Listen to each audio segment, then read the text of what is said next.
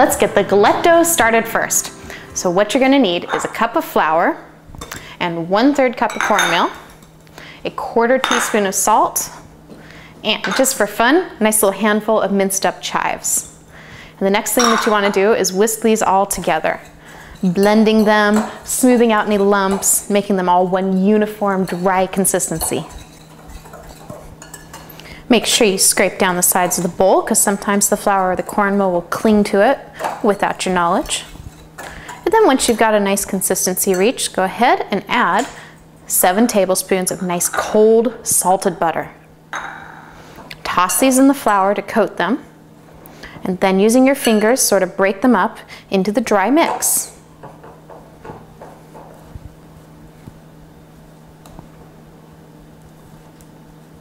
Now a galette dough is a very simple pastry crust.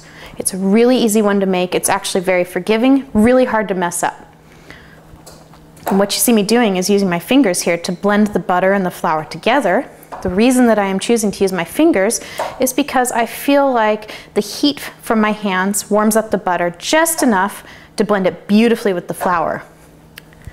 And also, I know exactly how well mixed in my butter is, which is really important for the consistency of a good pastry.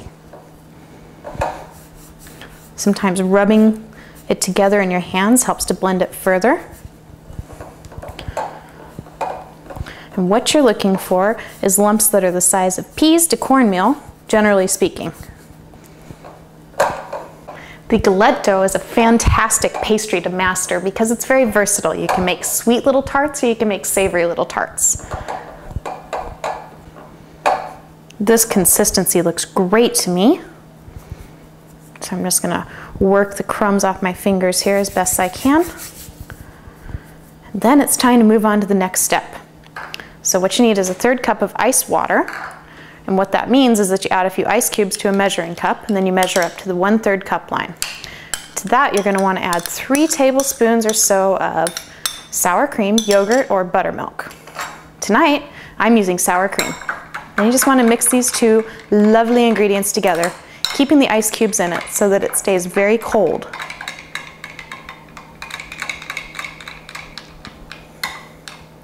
Once you have them mostly mixed, you can add it to your dough. Just do it a tablespoon or so at a time,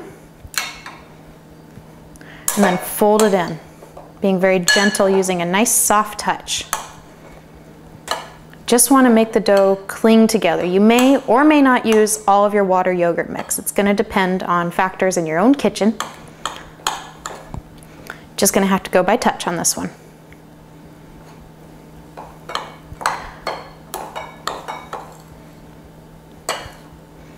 By keeping the water and the yogurt cold, you will ensure that the butter stays separated out and the end result is a nice flaky pastry. That actually looks pretty good right there. I'm going to gather it together in a little ball here. That looks great. I'm going to stop adding any more water and yogurt. And then I'm going to set it up in the fridge. Because we just worked the flour so much, it's developed a bit of gluten to it, which makes it into a more chewy consistency.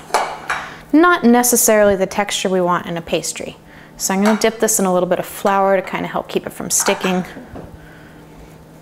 Just helps to prepare it for the fridge. Work it into a nice smooth ball, gently and lovingly patting it into shape. Then I'm just going to put it in a bowl right here and set it in the fridge. It's going to need to chill in the fridge for about 2 hours. So this dish is an excellent candidate to do in the morning of the romantic feast or even the day ahead. It's time to pull the lovely galette dough out of the fridge. You want to feel it being nice and firm and cold to the touch. Should release easily from the bowl because you put a little flour in it. And then spread out a nice little layer of flour on your working surface here. Break it up into chunks about quarter sized, well, quarter of the dough at a time, to nice hand-sized chunks. And then compress them down into little balls. And inspect them for evenness. It actually is important that they're all about the same size so they bake it all about the same time. So I'm going to work these all into nice little balls, and then we'll get to rolling them out.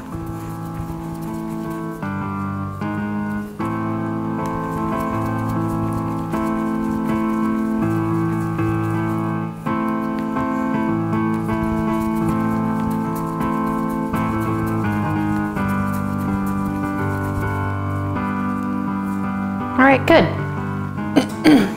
Now I'm going to give myself a little space to work with here. A little bit more flour. I'm not feeling like that's enough. There is one thing I hate, and that is when my pastry sticks to the counter. It just ruins everything. So start with plenty of flour. And then bring in your rolling pin. Probably want to flip it over so that you get to work with the floured side. You'll see it's quite sticky stuff. Roll it out into nice little rounds. The beauty of the galette is that it is a rustic tart, so it does not have to be perfect to be beautiful and delicious. Roll it out to about 1/4 inch thick.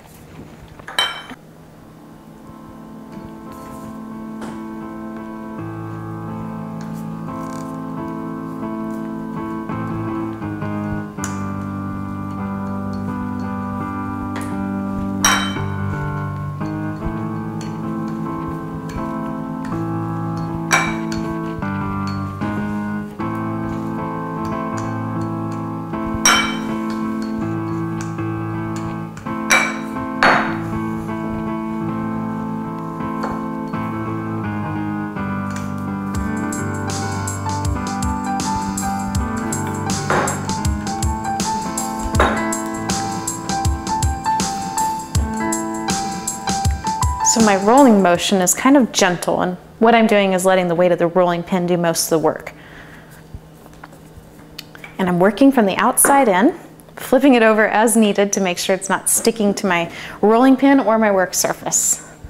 Just want that nice, controlled, staying in place kind of thing going on.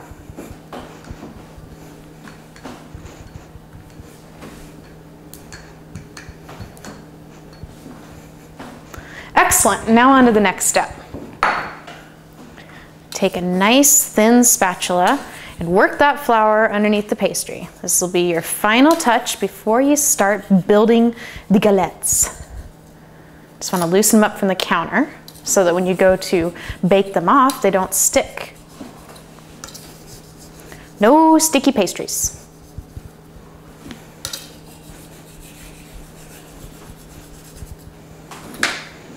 Kind of adjust them out a little bit with your hands because you will have inevitably changed the shape just slightly by spatulaing them up off the counter. Next step, we're going to take these figs and mushrooms here and we're going to toss them in just a touch of flour. And we are doing that because both of these ingredients have a lot of liquids in them. And if you don't add a thickener to them, you could end up with runny little galettes. But if you add just a touch of flour to them, the flour will cook in and thicken it up, and nobody will ever know about your watery fruit and vegetables.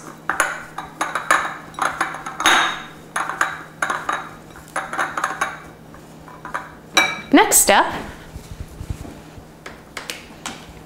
brush these lovingly with olive oil.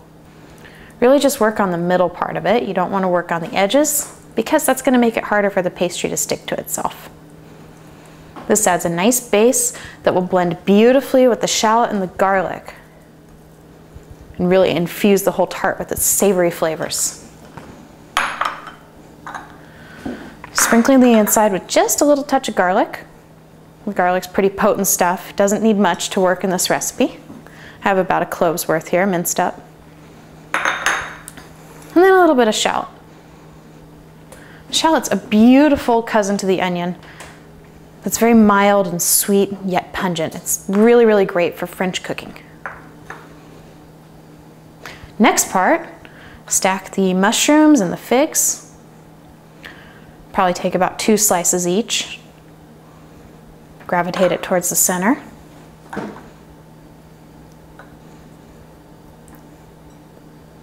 These are going to be tasty. Yummy, pretty little tarts. Galette tarts, that is.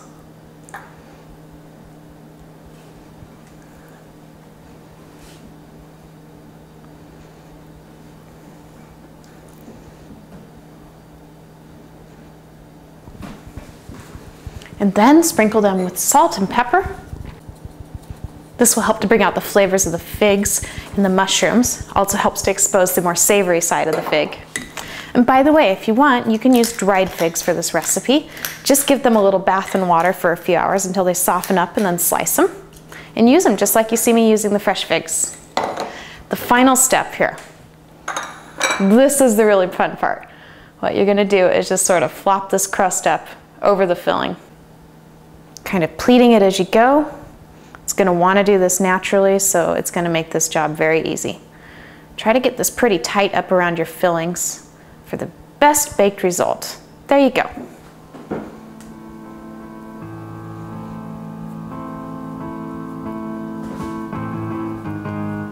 Yum.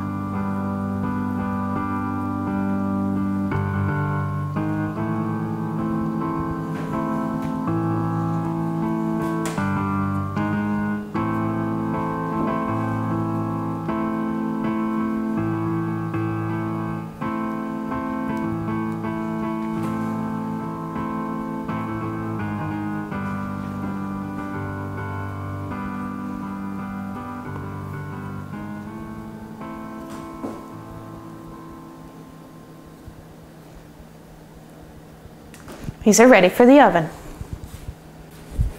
So due to the rustic nature of this sort of tart, I am going to be using my baking stone.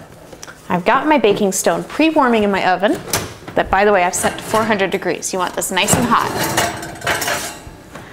And if you're going to be using a baking stone like this, you'll also want it to be nice and hot. So I'm going to use my spatula here and just scrape these bad boys up off the counter, right on there. Oh, that's fun, you can hear them sizzling. Puts a nice crust on it if you have a stone to cook with. A little bit more squeeze, loving squeezes. And then to finish them off, a couple little drops of balsamic vinegar inside each pocket. Adds that richness and fullness. There's no precise amount for this one. Just pour. Really can't go wrong. The balsamic and the figs together are gonna sweeten up and rich up. It's going to be beautiful.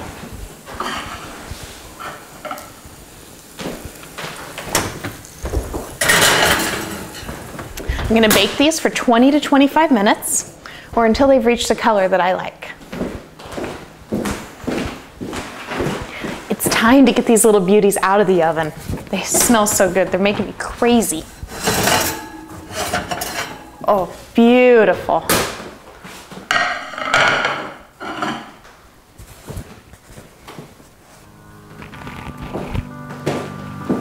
So they're very hot, so I'm going to handle them very quickly and put them on little plates here for pretty presentation.